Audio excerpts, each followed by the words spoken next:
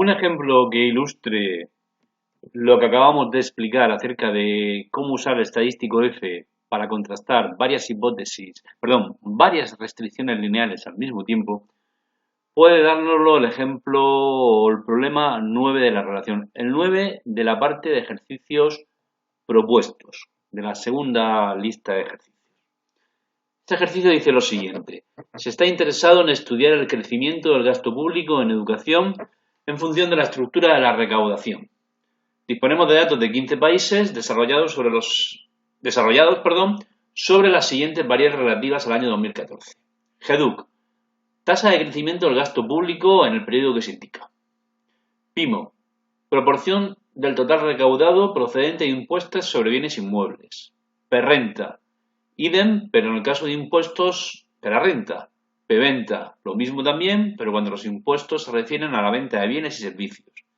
Y PRESTO, que son la proporción del resto de la proporción de ingresos públicos que provienen de los demás impuestos y tasas, no considerados en ninguna de las otras categorías que hemos dicho.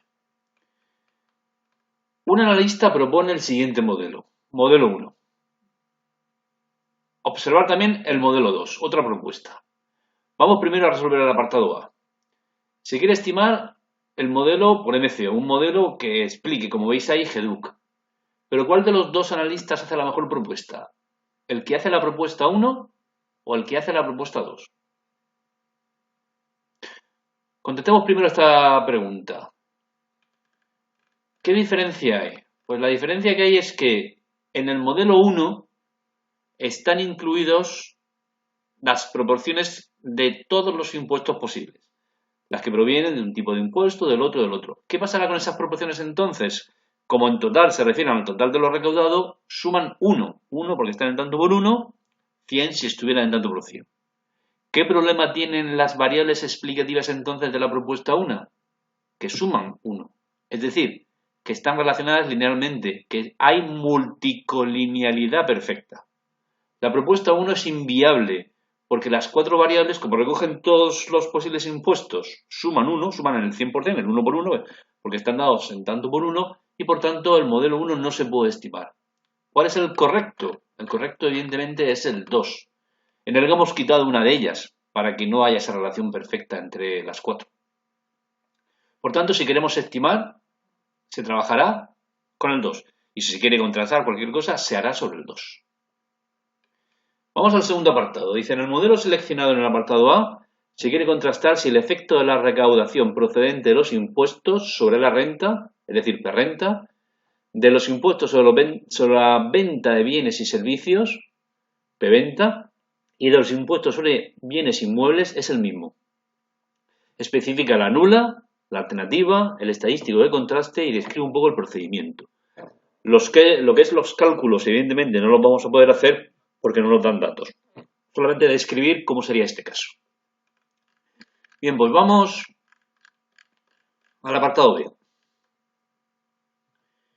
Lo que nos piden es la hipótesis nula que aquí se plantea. ¿En qué caso beta 1, beta 2 y beta 3, que son, a ver, recordemos un momento qué términos usaba, efecto de la recaudación procedente de los diferentes impuestos? Bien, pues el efecto ceteris paribus, es el mismo los tres, no es el mismo, es cada uno de los coeficientes respectivos. Y nos preguntan si podemos considerar que el efecto es el mismo. Bien, pues queremos contrastar beta 1 igual a beta 2 igual a beta 3.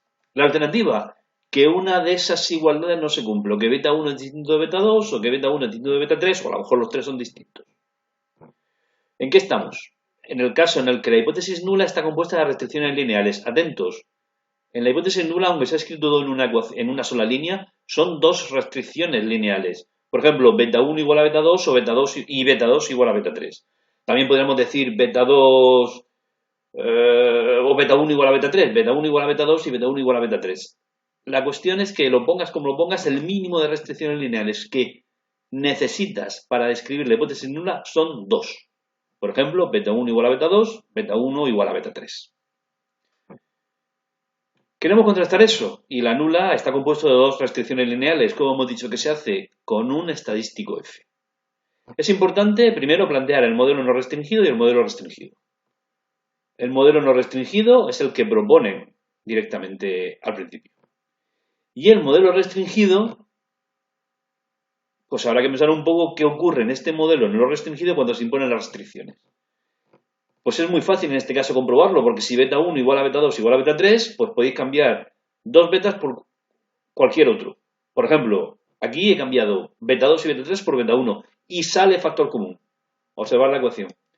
Aquí he podido hacer esto, porque como se supone que beta 2 y beta 3 son iguales a beta 1, lo he cambiado por beta 1 y lo he sacado factor común. Bien, pues este es el modelo restringido.